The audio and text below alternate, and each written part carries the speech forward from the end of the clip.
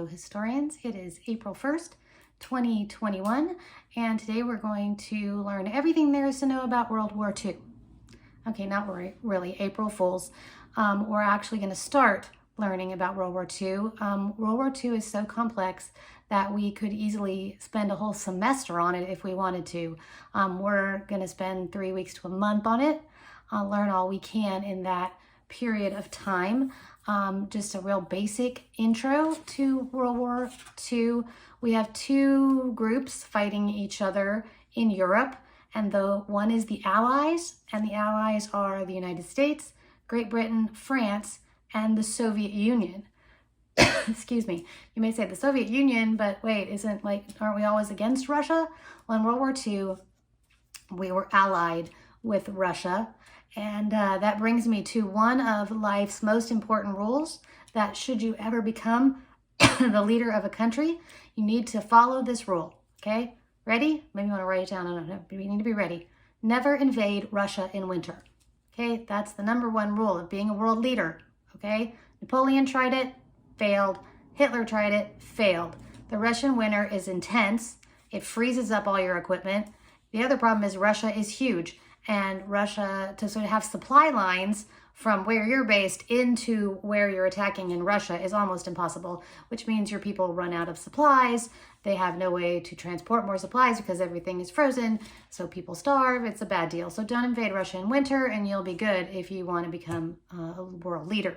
So back to World War II. So we have the Allies, which was the United States, Great Britain, France, and the Soviet Union.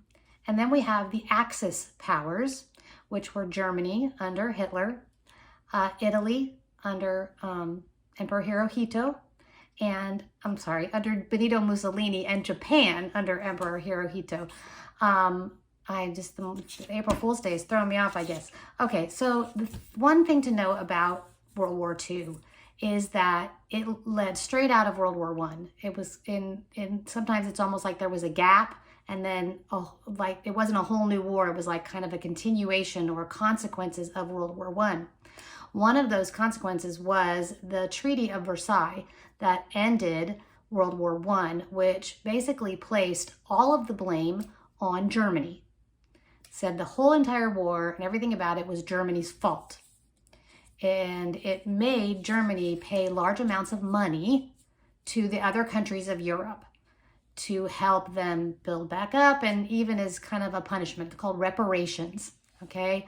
And so the German people were humiliated by the Treaty of Versailles, and their economy collapsed, so they were poor and they were humiliated, and they were, kind of pointed to as the scum of Europe.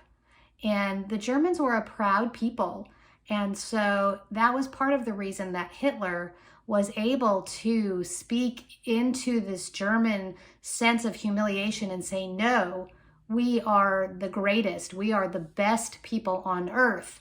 He called them Aryan people. We are the original chosen people, not the Jews, because anti-Semitism, which is being anti-Jewish or hatred of Jews, was widespread all over Europe, but especially in Germany. It still exists in the world today. But so he was also able to feed on this idea that the German Jews they're the bankers and they have all the money and they're rich and we're starving and it's all the Jews' fault. The Jews are cursed and they're ruining our beautiful country. This was Hitler's rhetoric.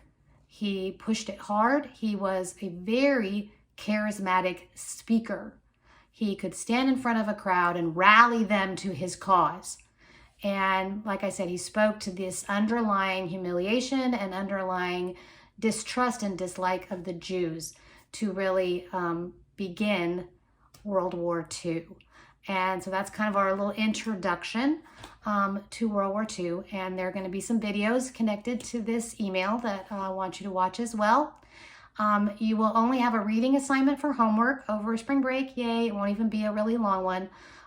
So if there's any homework that you haven't sent me yet or any homework that you haven't completed yet, you should have all those emails. And so get that into me so that after break, I will give out the third quarter report cards. All right. So that's it for this video. Now watch the rest of the videos and do the things that are in the email. And have a great spring break, and bye for now.